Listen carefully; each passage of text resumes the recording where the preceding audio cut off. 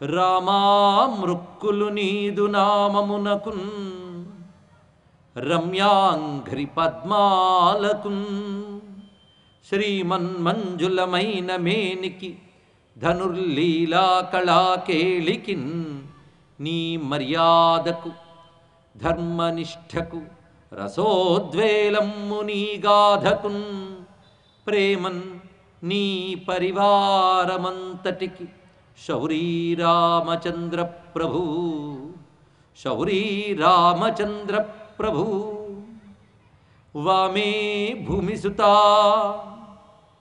పురశ్చ హనుమాన్ పశ్చాత్ సుమిత్రాసుతః శత్రుఘ్నో భరతశ్చ పార్శ్వదళయోః వాయువాదికోణేషు చ సుగ్రీవశ్చ విభీషణశ్చ యువరాట్ తారాసుతో జాంబవాన్ మధ్యే నీలసరోజకోమలరుచిం రామం భజే శ్యామలం శ్రీరామం భజే శ్యామలం.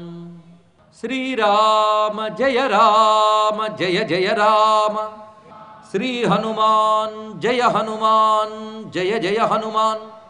జాంబవత్ సుగ్రీవ హనుమత్ సీతాలక్ష్మణ భరత శత్రుఘ్న పరివార సమేత శ్రీరామచంద్ర పరబ్రహ్మణే నమో నమః. అందుకు గుణవాన్ కశ్చ వీర్యవాన్, తర్వాత ధర్మజ్ఞ. సద్గుణాలున్నాయి, వీరుడు. మూడవ గుణం ఏంటి? ధర్మజ్ఞుడు. ధర్మం అంటే ఏమిటో తెలిసినటువంటి వాడు, ధర్మ సూక్ష్మ రహస్యాలు తెలిసినవాడు. తర్వాత కృతజ్ఞశ్చ, ఎంత గొప్ప మాట అండి. రాముడు కృతజ్ఞుడు అంటే చేసిన మేలు మరువని వాడు, ప్రతీది గుర్తుపెట్టుకుంటాడు. అది తెలిసిన కృతజ్ఞుడు అంటే చేసినది తెలుసుకొనివాడు, ఇది అర్థం. కృతజ్ఞుడు ఎవరేం చేశారో గుర్తుంటుంది దానికి, అందుకే కృతజ్ఞశ్చ. సత్యవాక్య, ఎప్పుడు సత్యమనే పలికేటువంటి మహానుభావుడు. ఇది సామాన్యమైన అంశం కాదండి. సత్యంగాని పలికితే అదొక మహావ్రతం, అదొక్కడి చాలు మన బ్రతుకులను బాగు చేయడానికి, అంత గొప్పది సత్యవాక్యం. తర్వాత దృఢవ్రత. వ్రతము అంటే ఇందాక చెప్పుకుని నియమపాలన, ఒక నియమాన్ని పాటించాలి. నియమం ఎలా పాటిస్తున్నాడు? దృఢవ్రత. ఆ నియమం నుంచి చెక్కు చెదరకూడదు. ఈ రోజుల్లో మనం ఇలాంటి చరిత్ర ప్రజలకు అందించాలండి. ఎందుకంటే ప్రస్తుతం ఎలాంటి స్థితిలో వెళ్ళిపోతున్నాం అంటే మానసిక బలహీనతలు పెరిగిపోయినటువంటి స్థితిలో ఉన్నాం మనం. ఇక్కడ వికారాలు, అనేక రకాల వికారాలు, అబద్ధాలు, అసత్యాలు, వ్యభిచారాలు ఒకటేమిటి. ఇలాంటి దుష్టకాలంలో ఇలాంటి క్యారెక్టర్ గురించి వింటే చాలు మన పాపాలు పోతాయి. కానీ అలా ఉండడానికి ప్రయత్నించాలి. ఇక్కడ దృఢవ్రత, నియమం పాటించేటప్పుడు దృఢంగా పాటిస్తున్నాడు చూడండి. దృఢమైన నియమం పాటించేవాడు దృఢవ్రత. చారిత్రేణ చకోయుక్త, ఈ గుణం ఇప్పుడు చెప్పబడుతున్నది. చారిత్రము అంటే క్యారెక్టర్. చారిత్రేణ చకోయుక్త, ఎవడు శీలవంతమైనటువంటి నడవడిక కలవాడు.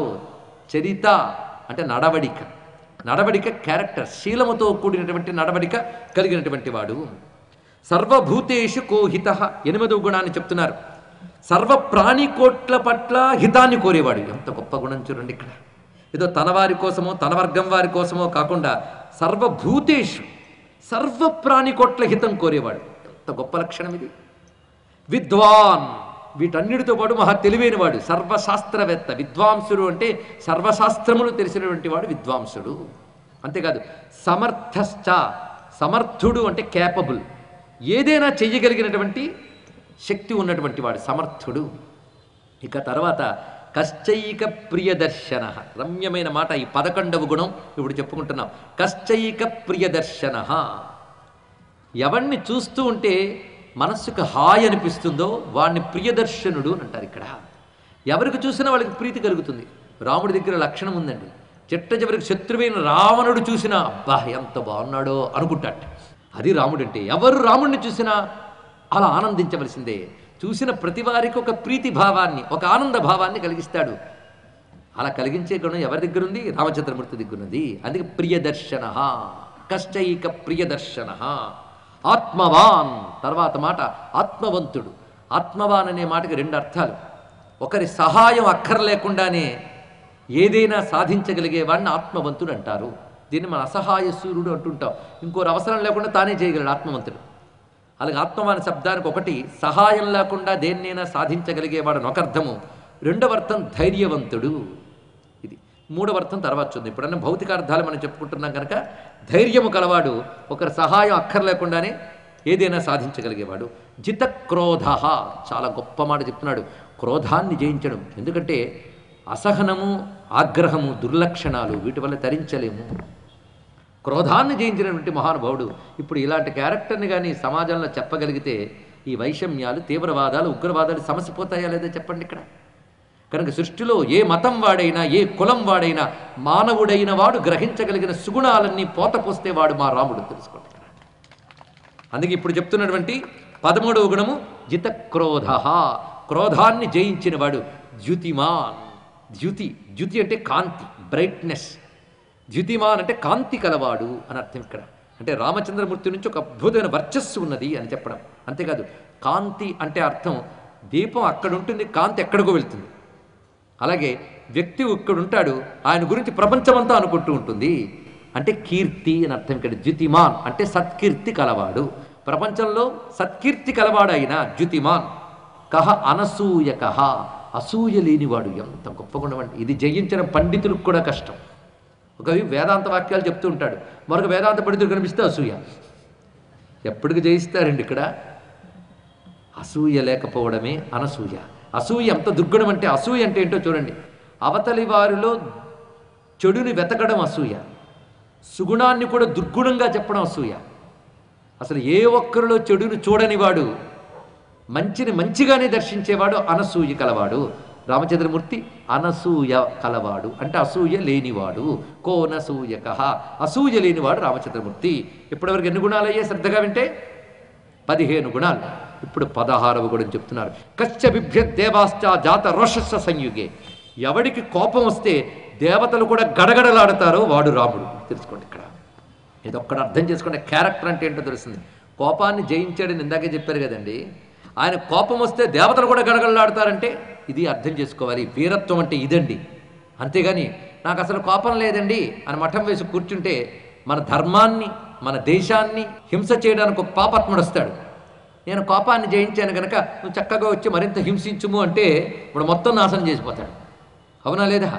ఒక చెంప కొడితే రెండో చెంప చూపిస్తే 2 చెంపలు వాయించిపోతాడు. కాదు, మనకి వ్యక్తిగా మనం దెబ్బ కొట్టడం వేరు. ధర్మాన్ని కానీ ఒకటి దెబ్బ కొడితే వాడిని ఎదుర్కొనేటంత ఆగ్రహం మనకు కావాలి. ధర్మబద్ధమైన ఆగ్రహం దైవగుణం. అంతేగాని ధర్మానికి దెబ్బ తగులుతున్నా, దేశానికి దెబ్బ తగులుతున్నా ఏం పర్వాలేదని కూర్చుంటే మొత్తం నాశనం అయిపోతుంది, తెలుసుకోండి ఇక్కడ. ఎప్పుడు ఎవడైతే క్రోధాన్ని జయిస్తాడో వాడి ధర్మాన్ని రక్షించడానికి కోపం చూపిస్తాడు, స్వార్థం కోసం కాదు. అటువంటి వాడి కోపం ప్రళయాగ్ని లాంటిది. అలుగుటియే ఎరుంగని మహామహితాత్ముడు అజాతశత్రుడి అలిగిన నాడు సాగరములన్నీ ఏకము కాకపోవు, తెలుసుకోవాలి. అలాంటి మహాత్ముడు అలిగితే, ఆయన ఆగ్రహిస్తే దేవతలు కూడా గడగడలాడిపోతారు. అలాంటి మహాత్ముడు ఎక్కడుంటాడు ఈ రోజుల్లో? మొత్తం 16 గుణాలు అయ్యాయి కదా. ఈ 16 గుణాలు కలిగినటువంటి మహాత్ముడు కోన్వస్మిన్ సాంప్రతంలోకే ఇప్పుడున్నాడా లోకంలో? అలాంటి వాడిని నువ్వు తెలుసుకోవడానికి సమర్థుడు. ఎందుకంటే మహర్షే, ఈ శబ్దం చూడండి అద్భుతంగా ప్రయోగించాడు. ఓ మహర్షి, నువ్వు సమర్థుడు. మేధావి వేరు, మహర్షి వేరు. మేధావి అంటే బాగా ఆలోచించేవాడు. మహర్షి అంటే ఇతరులు చూడలేని సత్యాన్ని చూసేవాడు. నేను తెలుగులోనే చెప్పాను కదా, అర్థమైంది కదా, మళ్ళీ చెప్పనా? మామూలు కంటితో చూడలేని ఒక సత్యాన్ని చూడగలిగే వాడి పేరు మహర్షి. నేను అన్ని తెలుగు మాటలే చెప్పాను, మీకు గుర్తుంటుంది. ఋషిర్ దర్శనాత్ అని దీనికి అర్థం వేదం ప్రకారంగా. మామూలు కంటితో చూడలేనిదా నువ్వు చూస్తాం. మరి ఇంత ప్రపంచం తిరిగినప్పుడు మనము చూస్తాం. కానీ మన కంటికి కనబడిన ఒక అతీంద్రియమైనటువంటి శక్తి ఉంటుంది, దాన్ని చూడగలిగాడు మహర్షి. కానీ ఇలాంటి వాడు ఎక్కడున్నాడు అంటే అతీంద్రియ శక్తి కలిగినటువంటి, అతీంద్రియ దర్శన శక్తి కలిగినటువంటి నువ్వు మాత్రమే చెప్పగలవు గనక చెప్పవయ్యా. ముల్లోకాల్లో ఎక్కడున్నాడా అని తిరగాల్సిన అవసరం, శ్రమ నాకక్కర్లేదు. తిరిగి వచ్చినవాడు నువ్వున్నావు, దొరికావు, మాకు బాగుంది, నువ్వు చెప్పు. మొత్తం మీద 16 గుణాలు. మరొక్కసారి పేర్లు మాత్రమే అనుకుందాం. గుణవాన్, వీర్యవాన్, ధర్మజ్ఞుడు, కృతజ్ఞుడు, సత్యవాక్యం పలుకువాడు, దృఢవ్రతుడు, చరిత్ర కలిగినటువంటి వాడు, సర్వభూత హితమును కోరేవాడు, విద్వాంసుడు, సమర్థుడు, అందరికీ ప్రియమైనటువంటి దర్శనము కలివాడు, ఆత్మవంతుడు, జితక్రోధుడు, ద్యుతిమంతుడు, అసూయ లేనివాడు, ఎవడికి కోపం వస్తే దేవతలు గడగడలాడతారో అటువంటి వాడు.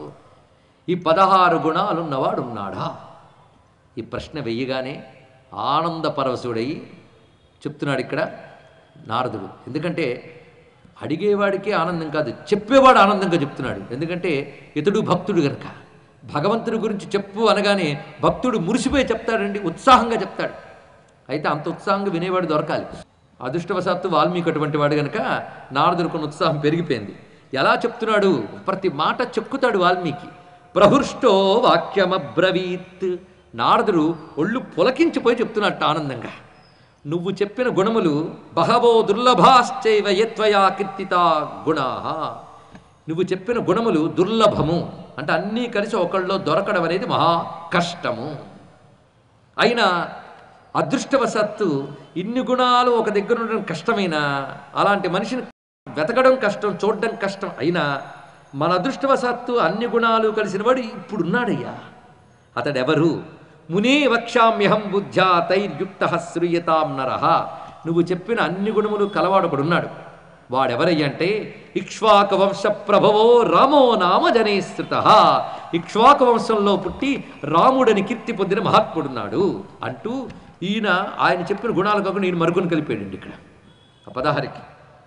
నియతాత్మా మహావీర్యో ద్యుతిమాన్ ధృతిమాన్ వశి బుద్ధిమాన్ నీతిమాన్ వాగ్మి శ్రీమత్ శత్రునిబర్హణ విపులాంసో మహాబాహు కంబుగ్రీవో మహాహను మహోరస్కో మహేశ్వాసో గూఢజత్తురరిందమ ఆజానుబాహుస్సుశిరా సులలాటస్సు విభ్రమ సమస్సమవిభక్తాంగ స్నిగ్ధవర్ణ ప్రతాపవాన్ పీనవక్షా విశాలాక్షో లక్ష్మీవాన్ శుభలక్షణ. ఇంకా చాలా ఉన్నాయి. గుణములు చెప్పడమే కాదు, నేను రూపాన్ని వర్ణిస్తున్నాడు కూర్చోబెట్టి. ఎంత అందమైన రూపం! ఈ రూపాన్ని వర్ణిస్తున్నాడంటే అలాంటి రూపం ఆ రోజుల్లో ఎవరికి ఉండేది కాదు. ఆయన ఒక్కడికే ఆ రూపం స్పెషల్. రాముడు లాంటి అందగాడు ఆ రోజుల్లో కూడా రాముడే. రాముడు లాంటి అందగాడు రాముడే. ఆ శరీరం వేరు, ఆ విగ్రహం వేరు, ఆ లక్షణం వేరు. ఆ సాముద్రిక లక్షణాల ప్రకారంగా ఇక్కడ వర్ణిస్తున్నాడు. సమవిభక్తాంగ. ఆ శరీరముల అవయవములన్నీ 2 భాగాల అవయవాలు సమానముగా ఉంటూ ఉన్నాయి. పైగా విపులాంస, విస్తారమైనటువంటి భుజముల నడిమి భాగం, ఈ భుజం నుంచి ఈ భుజం వరకున్న భాగాన్ని విపుల అంశము అంటారు. అది విస్తారంగా ఉంది. మహాబాహువులు కలవాడు. ఆ శరీర లక్షణం వేరు. రాముడు లాంటి ఉత్తమమైన అందమైన విగ్రహాన్ని భావించడమే కష్టం. ఒక మంచి శరీర సౌష్ఠవం కలవాడిని చూడొచ్చు, కానీ మొహం వికారంగా ఉంటుంది. కానీ రాముడు అలా కాదు, పరమ సుందరుడు, అద్భుతమైన ప్రతాప విగ్రహం. అది ఇక్కడ సామాన్యం కాదు, ఊహించుకుంటేనే చాలు. ఎప్పుడూ అలాంటి గొప్పవాడిని ఊహిస్తూ ఉంటే మనము గొప్పవాళ్ళం అయ్యే అవకాశం ఉంది. అందుకే అలాంటి వాడిని ధ్యానిస్తూ ఉంటే అందమైన రూపం ఎంత గొప్పగా ఉన్నది. విపులాంశో మహాబాహు కంబుగ్రీవో, అద్భుతమైన కంఠం. ఆ కంఠం ముందు 3 గీతలు ఉన్నాయట. శంఖాని గీతలు ఎలా ఉంటాయో అలాంటి గీతలు కలవాడు. చక్కని బుగ్గలు, అందమైన నేత్రములు, మందహాసం చేస్తున్న చక్కని పెదవులు, అలాంటి స్వరూపము. ఆజానుబాహువు, అద్భుతమైన శిరస్సు కలవాడు, విశాలమైన లలాటం కలిగినటువంటి వాడు, అందమైన కనుబొమ్మలు, వాడి మధ్య చక్కని చూపులతో ఉన్నటువంటి నేత్రములు, విశాలమైన వక్షస్థలం, మొత్తానికి లక్ష్మీవాన్. ఆయన శరీరమే సర్వైశ్వర్య సంపన్నమై కనబడుతున్నది. శుభలక్షణ. చూసారా, ఆయన రూపవర్ణన అడిగాడా? కశ్చైక ప్రియదర్శన అని ఒక మాట అన్నాడంటే ఈయనేమో రూపాన్ని వర్ణించాడు. ఇంకా గుణాలు చెప్తున్నాడు. ధర్మజ్ఞ, సత్యసంధశ్చ, ప్రజానాంచ హితేరత, యశస్వి, జ్ఞాన సంపన్న, శుచి, పవిత్రమైన వాడు, వశ్య, సమాధిమాన్, నిగ్రహశక్తి కలవాడు, సమాధి స్థితిలో ఉండేవాడు. సమాధి అంటే బుద్ధి ఎప్పుడూ ఒకేలా ఉండేవాడు సమాధి. అది తెలుసుకోండి ఇక్కడ.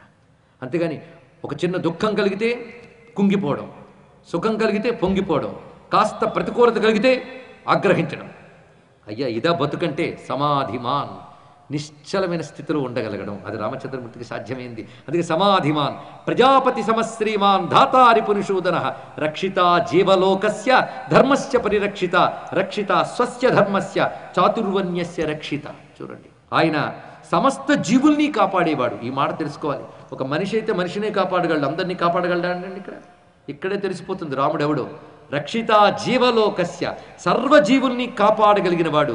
ధర్మస్య పరిరక్షిత, ధర్మాన్ని కాపాడేవాడు. ధర్మాన్ని కాపాడటం అంటే దేశంలో ధర్మం కాపాడటం కాదు, ముందు తన ధర్మాన్ని తాను కాపాడుకోవాలి. తాను ధర్మం పాటించకుండా ఇతరుల చేత పాటింపజేస్తే ఏం ప్రయోజనం? అందుకే తర్వాతి మాట చెప్తున్నాడు, రక్షిత స్వస్య ధర్మస్య, తన ధర్మాన్ని తాను కాపాడుకుంటున్నాడు. అందుకే లోకంలో ధర్మాన్ని కాపాడుతున్నాడు, తన స్వధర్మాన్ని తాను కాపాడుతున్నాడు. కాపాడుతున్నాడు అంటే అర్థం, ధర్మాన్ని కాపాడడం అంటే అర్థం ఏంటండి? ధర్మము అని పుస్తకం పెట్టి దాన్ని కోట కట్టడం కాదు ధర్మాన్ని కాపాడడం అంటే. ధర్మాన్ని కాపాడడం అంటే ధర్మాన్ని ఆచరించడం. ధర్మరక్షణ 2 విధాలు గుర్తుపెట్టుకోండి. మనం ధర్మాన్ని ఆచరించాలి, మన ధర్మానికి ఎవరైనా దెబ్బతీస్తుంటే ఎదుర్కొని కాపాడుకోవాలి. 2 మనకు చేతనవ్వాలి. అదే రక్షిత స్వస్య ధర్మస్య స్వజనస్య చ రక్షిత. తన వారిని కాపాడుతాడు. ఇది ఒకటి గొప్ప మాట. తన వారిని కాపాడుతాడంటే మరి అందరినీ కాపాడుతాడని చెప్తూ తన వారిని కాపాడుతాడని మళ్ళీ ప్రత్యేకించి అంటున్నారేంటండి అంటే, లోకంలో అందరినీ రక్షిస్తాడు కానీ స్వామి నీ వారమయ్యా అనేటువంటి భక్తుల్ని కాపాడేవాడు. ఇది స్వజనస్య రక్షిత. అంతేకాదు చాతుర్వర్ణ్యస్య రక్షిత. మరొక మాట చెప్పాడు. పాలకుడైన వాడు ఒక కులాన్ని, ఒక వర్ణాన్ని, ఒక వర్గాన్ని మాత్రమే పోషిస్తాను అనకూడదు. చాతుర్వర్ణ్యస్య రక్షిత. అన్ని వర్ణాల వారిని రక్షించేవాడే అసలైన వాడు. అది మా రాముడు. ఇదే ఆదర్శం అండి మానవజాతికి. చాతుర్వర్ణ్యస్య రక్షిత వేద వేదాంగ తత్వజ్ఞ. చూసారా పాలకుడు ఎలా ఉండాలో. అంతేగాని ఇవాళ నా చుట్టూ 10 మంది ఉన్నారు కదా నోట్లు వేసి పాలకుడైపోయినంత మాత్రం ఏం లాభం? ఇన్ని లక్షణాలు ఉన్నవాడు ఒక్కడేం దొరుకుతాడు మనకి? వేద వేదాంగ తత్వజ్ఞ. వేదాది శాస్త్రములు అన్నీ తెలిసినటువంటి వాడు. ధనుర్వేదేచ నిష్ఠిత. ప్రత్యేకించి ధనుర్వేదంలో నిపుణుడు. సర్వశాస్త్రార్థ తత్వజ్ఞ స్మృతిమాన్. అన్ని శాస్త్రములు తెలిసినవాడు మాత్రమే కాదు, శాస్త్రజ్ఞానమంతా గుర్తుపెట్టుకున్నవాడు. స్మృతిమాన్ ప్రతిభానవాన్ సర్వలోకప్రియ సాధువు అధీనాత్మ విచక్షణ. ఎప్పుడు దిగులనేది లేనివాడు, విచక్షణ కలిగినటువంటి వాడు. సర్వదా అభిగత సద్భి సముద్రైవ సింధుభి. సత్పురుషులు ఎప్పుడూ ఆయన్ని ఆశ్రయిస్తారు. ఎలా అంటే నదులన్నీ సముద్రాన్ని చేరినట్టు సత్పురుషులు ఈయన్నే చేరతారు. సచ సర్వగుణోపేత కౌసల్యానందవర్ధన. సముద్రైవ గాంభీర్యే ధైర్యేణ హిమవానివ విష్ణునా సదృశావీర్యే సోమవత్ ప్రియదర్శన. కాలాగ్ని సదృశ క్రోధే క్షమయా పృథివీ సమః. సహనంలో భూమి అంతటి వాడు, క్రోధంలో కాలాగ్నిరుద్రుడంతటి వాడు, వీరత్వంలో విష్ణువంతటి వాడు, చంద్రుడిలా అందరికీ ప్రియమైన వాడు అన్నారు. చంద్రుడిని ఎవరు చూసినా హాయిగానే ఉంటుంది, అవునా లేదా? అలా రాముడిని ఎవరు చూసినా ఆనందంగా ఉంటుంది కనుక సోమవత్ ప్రియదర్శన. ఇలా మొదలుపెట్టి అడగాలి కానీ ఎంతైనా చెప్తాడండి. ఆనందపరచుడై రామకథనంతటిని చెప్పాడు నారద మహర్షి. సంక్షేపంగా రామకథనంతటిని వివరించి చెప్పాడు. దీన్నే సంక్షేప రామాయణం అంటారు. ఇది ముందు నేర్చుకోండి, పారాయణ చేయండి. లేకపోతే రేపటి నుంచి ఇంటికి వెళ్ళి రామాయణంలో అవతారికలో మొదటి సర్గ చదువుకోండి. అదే సంక్షేప రామాయణం. మొత్తం నారదుల వారు చెప్పిన రామాయణం సూక్ష్మ రూపంలో చెప్తాడు కానీ ఒక్కొక్క మాట మంత్రం. అది పారాయణ చేసుకున్న చాలు. వాల్మీకి అంతటి వాడికి, నారదుడంతటి వాడు కొంచెం చెప్తే చాలు. మన బోటిగాళ్ళకి పుస్తకాలు చెప్పాలి, లేకపోతే కష్టం. కొద్దిగా రామాయణాన్ని మొత్తం చెప్పాడు ఆయన. అంతా విన్నాడు వాల్మీకి మహర్షి. ఆశీర్వదించి వెళ్ళిపోయాడు నారదుల వారు వెళ్ళిపోయారు కానీ ఆయన చెప్పిన రామకథ వాల్మీకి హృదయంలోంచి వెళ్ళిపోలేదు. ఆయన గుండె నిండా రాముడు నిండిపోయాడు. ఆ రాముడిని చింతన చేస్తూ కూర్చున్నాడు. రోజు సకాల సంధ్యావందనం చేయడం అనే అలవాటు ఆ రోజుల్లో అందరికీ ఉండేది, మరి మహర్షికి ఉండదు. ప్రాతకాల సంధ్యావందనం దేవతార్చన తర్వాత వచ్చారు నారదుల వారు కథ చెప్పి వెళ్ళేటప్పుడు మధ్యాహ్న కాలం అయింది. కానీ రాముడు గుండె నిండా నిండిపోయాక సంధ్యావందనం చేయాలన్న స్పృహ కూడా లేదు మహానుభావుడికి వాల్మీకి. అది స్థితిలో ఉన్నాడు. అప్పుడు భరద్వాజాది మహర్షులు పక్కన ఉన్నారు. స్వామి సంధ్యావందన సమయమైంది. ఓహో అయితే సరే పద అని వెళ్ళి అక్కడ గంగా నదికి ఉపనది అయినటువంటి తమసా నది తీరానికి చేరుకున్నాడు వాల్మీకి మహర్షి. ఆయనతో పాటు ఆయన శిష్యుడు భరద్వాజుడు మొదలైన వాళ్ళు ఉన్నారు. క్రమంగా అక్కడ అరణ్యం చూస్తూ అద్భుతమైన స్నానఘట్టాన్ని చూస్తూ రాముణ్ణి చింతన చేస్తూ తిరుగుతున్నాడు అక్కడ వాల్మీకి.